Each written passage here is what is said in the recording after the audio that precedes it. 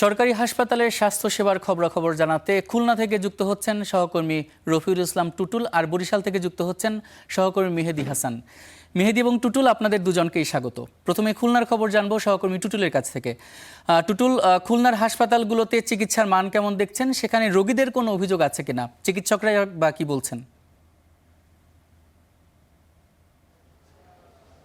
ধন্যবাদ ইমন। আপনি বলেছেন যে সরকারি হাসপাতালের যে কি অবস্থা, আসলে এই মুহূর্তে আছি আমি খুলনা মেডিকেল কলেজ হাসপাতালে। আমার পেছনে আপনি দেখতে পাচ্ছেন হয়তো রোগীরা রয়েছেন। এটি কিন্তু হাসপাতালের কোনো সাধারণ বেড নয়, এটি একটি খোলা জায়গা। আসন সংখ্যা, বেডের সংখ্যা অপ্রতুল। এখন এই হাসপাতালের বেড সংখ্যা হচ্ছে 500 বেডের হাসপাতাল, কিন্তু এখানে কমপক্ষে ১৫০০ অর্থাৎ ১৫০০ রোগী সবসময় থাকে, এরকম একটি হিসাব আমরা পেয়েছি।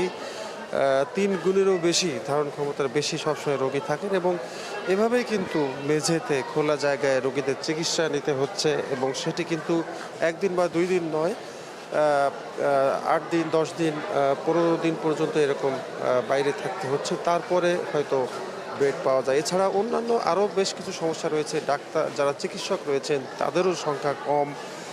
রোগীদের যে চাহিদা, সেই চাহিদার তুলনায় চিকিৎসক কম। যথাসময়ে চিকিৎসা পাওয়াটাও এখানে মুশকিল হয়ে যাচ্ছে। এছাড়া দালাল সহ, অ্যাম্বুলেন্স সহ বিভিন্ন রকম সমস্যা, যত ধরনের মানে চিকিৎসা সংক্রান্ত সব ধরনের সমস্যা আসলে বিশেষ করে সরকারি হাসপাতালগুলোতে কিন্তু সবসময় দেখা যাচ্ছে, এবং এই হাসপাতালে আছে। আমরা এখন একজন রোগীর স্বজন রয়েছেন, তার সাথে কথা বলবো যে আসলে এখানে তিনি, আপনি যে এখানে চিকিৎসা নিচ্ছেন, আপনার যে স্বজন রয়েছে, কতদিন এখানে আছেন? এখানে আমি আসছি গত মঙ্গলবারে। এখানে আসে আমি কোনো সিট পাইনি। আমি কারণে এই নিচে এসে রয়েছি।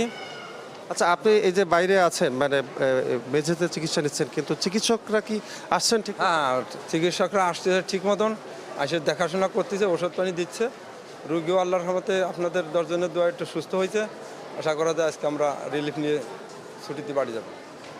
ইমন, শুনছিলেন যে এখানে উনি প্রায় 1 সপ্তাহ যাবৎ এই হাসপাতালে আছেন, কিন্তু কোনো বেড না পাওয়াতে এই মাটিতে অর্থাৎ মেঝেতে খোলা জায়গাতে চিকিৎসা দিচ্ছে। এভাবে গোটা হাসপাতালের সবগুলো খালি জায়গাতেই কিন্তু এভাবে রোগীরা শুয়ে আছেন, যেহেতু বেডের সংখ্যা কম। ডাক্তাররা চেষ্টা করছেন, তবে এই মুহূর্তে আমরা কথা বলেছি যে কর্তৃপক্ষের সাথে, ঠিক এখনই এই সমস্যার যে সমাধান হচ্ছে এমনটি কিন্তু তারা জানাতে পারেননি।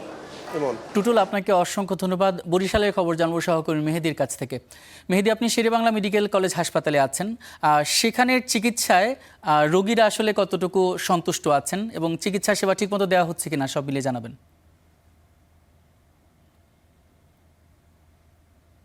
শুভ সকাল ইমন। আমি এই মুহূর্তে রয়েছি শেরেবাংলা মেডিকেল কলেজ হাসপাতালে। এই হাসপাতালটিকে বলা হয়ে থাকে দক্ষিণাঞ্চলের সব থেকে বড় এবং আধুনিক হাসপাতাল। বাস্তবতায় এই হাসপাতালটি 1000 শয্যায় উন্নীত করা হয়েছে, কিন্তু অবকাঠামো দিক থেকে কিন্তু হাসপাতালটির 500 শয্যায় রয়েছে। ফলে জনবল এবং এখানকার যে অবকাঠামো উন্নয়ন, সেটি কিন্তু 500 শয্যার পর্যায়ে রয়ে গেছে। ফলে দুর্ভোগ 2 ধরনের পেতে হচ্ছে। সাধারণত যারা চিকিৎসা নিতে আসেন তারা যেমন দুর্ভোগের শিকার হন, ঠিক একইভাবে যারা চিকিৎসা দেন এবং চিকিৎসা সংশ্লিষ্ট যারা রয়েছেন তারাও কিন্তু দুর্ভোগের শিকার হন।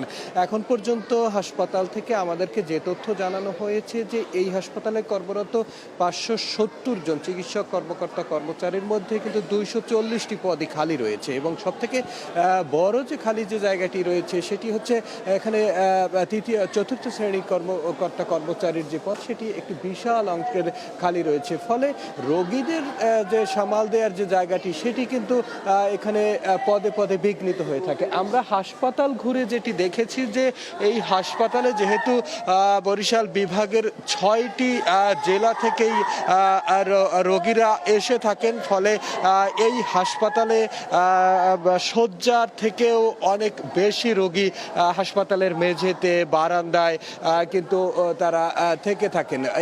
এই শুধুমাত্র যে শেরেবাংলা মেডিকেল কলেজ হাসপাতালে এমন কিন্তু নয়, আমরা বিভাগীয় স্বাস্থ্য পরিচালকের সাথে কথা বলেছি। তিনি একটি তথ্য আমাদেরকে জানিয়েছেন যে বরিশাল বিভাগে 42টি উপজেলা এবং 6টি সদর হাসপাতাল মিলিয়ে সরকার অনুমোদিত মোট 2900 শয্যা রয়েছে।